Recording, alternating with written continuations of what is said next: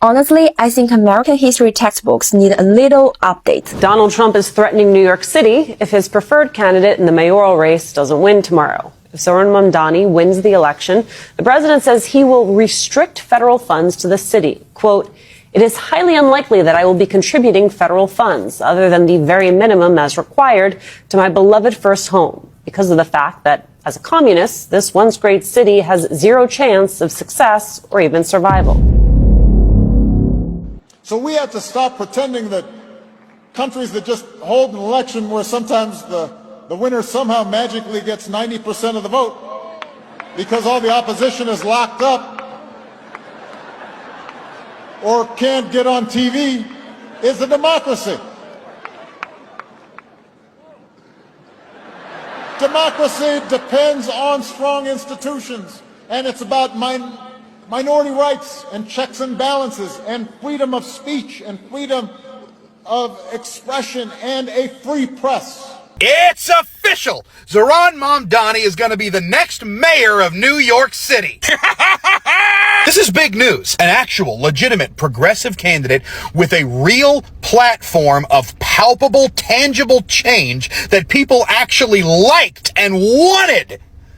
Won! And he won with legitimately the people's support, because Lord knows he wasn't getting any support from the establishment Democrats. Andrew Cuomo? Seriously? Not for nothing, but the man is basically a pile of wet laundry stuffed into a cartoon money bag. Of course, let's face it, that describes most establishment Democrats at this point. But who knows? Maybe the DNC will learn from this. Maybe now they'll start pushing younger candidates that actually excite voters because they have real platforms of actual change that people want to have happen. Who am I kidding? The Democrats aren't going to learn anything from this. They love losing too much. But this isn't a loss. This is a win. Congratulations to Zoran Mamdani and all the good people of New York City. And here's hoping that this is just a preview of future elections to come in this country. Also, on an unrelated note, I thought Dick Cheney died years ago. Trump just threatened to cut federal funding to New York City if voters don't pick his candidate tomorrow. Trump said he'll restrict federal funds because the city is run by a communist and has zero chance of survival. That is pretty much extortion. A sitting president using taxpayer money as a weapon to control local election. He's not even being subtle about it. He's literally saying, vote my way or lose the money that belongs to your city. That's abuse of power wrapped in a campaign threat. Like, here's the thing. Federal funds go to infrastructure, school, healthcare. Trump's saying he'll weaponize all of that because New Yorkers might vote wrong. Or at least what he considers wrong. You work for a boss who threatens your paycheck if you don't vote his way? You call that shit extortion. When the fucking current president does it, somehow we're supposed to treat it as normal politics in 2025? Like and follow for more. The best way to support me is to use the link in my bio. Oh, and a reminder, your country's election is only free and democratic if the guy the U.S. State Department wants to win wins the election. If not, it's rigged. Hope this helps. Honestly, I think American history textbooks need a little update. I just saw my nephew's 9th grade history book in China, and I've noticed that they've got an entire chapter explaining capitalism, like how capitalism was built. And yes, there is an entire unit dedicated to Americans' independence, like covering the Revolutionary War, the Declaration of Independence, the US political structure, and the idea of checks and balances, etc. Like American history all laid out clearly. It's just information, all based on facts. No spin, no Democrats are evil, just straight up information. Not evil democracy, not evil political system. You can see the introduction here, and it says Americans' history is just over 200 years old, but this young country grew really fast. How was the US actually founded? Why do Americans speak English too? And what kind of political system did they set up after independence? Now you may be wondering, why does that even matter? It's just history textbooks. It means every Chinese student growing up with the basic understanding of the US history or the Western political system. I'm pretty sure most Americans, even politicians, know nothing about China and its political system. China is the world's second largest economy with a completely different political system. I bet a lot of Americans, even politicians, don't even know what capital of China is. And you know what? 2,500 years ago, Sun Tzu already said, 知己知彼，百战不殆, which means know yourself, know your enemy, and you will never lose a battle. If the US really wants to keep its global influence or winning China, it's not through tariffs.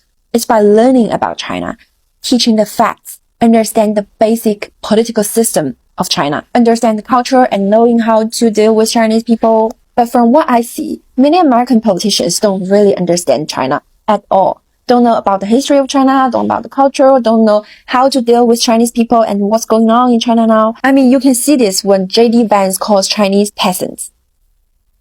So how can you win against something you don't even understand? Oops, did I spill a secret?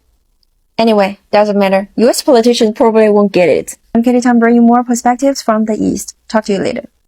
Schrodinger's China. Capitalists when they do something good. Socialists when they do something bad. Imperialists when they do get involved in world affairs. Too isolationists when they don't. You gotta be surprised by this information. The Chinese government never teach our Chinese people from school or from Chinese government-owned media that capitalism and democracy is evil. But in the contrary, in your capitalism democracy country, no matter USA, Canada, UK, European countries, they teach you how horrible, how evil China is, how horrible, how evil Chinese government is. Why they hate Chinese government so much? It's because they care about you so much, so they tell you, oh, Chinese government is evil, or because Chinese government just cannot being manipulated by those super rich families. Those super rich families in Europe, in America, in your democracy system, they can influence your president, they can influence your whole country's livelihood. All the important things in your country can be buy off, become some family's private asset. But that system doesn't work in China. So they cannot manipulate China. When they cannot manipulate China, they start to slander China, smear China, try to make everyone hate China. If that makes sense, think about it. And tell me how many bullshit lies, how many negative things you have learned about China since you were a child. If you want to see what China would look like if Mao and the communists didn't win, just look at India. Do with that information what you will. Actually, India could be the best scenario in this situation. Why? Because India got independent from the British Empire, they still had a functioning central government. But China, on the other hand, if Mao didn't win, the Chiang Kai-shek's government is pretty much a union of warlords. All of these warlords are loyal to him personally. So that all he can do is to use his political power to stabilize the whole situation. Oh, I give you more soldiers, I give you less money so that he can maintain the power balance. But imagine after he died.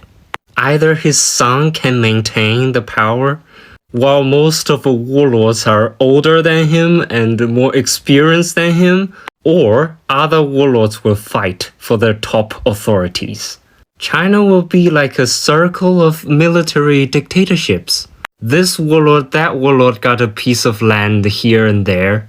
Sometimes this warlord is the boss. Sometimes that warlord is the boss. That is what's gonna happen. For Chinese people living in that situation would think India is like heaven. So yeah, if Mao didn't win, China would be like bigger size of Myanmar. Maybe Syria or Sudan. China will be a huge battlefield in Eastern Asia, and all the imperialist and colonialist power would take that chance to divide and conquer. That is if Mao didn't win. So yeah, India could be the best scenario. Have you ever heard a capitalist bootlicker say, "The problem is the government. If only we could vote better, everything would be fine"? Wow! Congratulations! You have officially graduated from the School of Political Naivety with honors. Wake up! Under capitalism, the government is not in charge. They just obey. The real bosses wear suits that cost more than your yearly rent. Billionaires, mega corporations, agribusiness tycoons, media monopolies, those are the ones writing the laws, funding the campaigns, owning the platforms, and buying the votes. Politicians, they are the actors. The director is capital and money. So yes, some politicians are corrupt, but it's not random.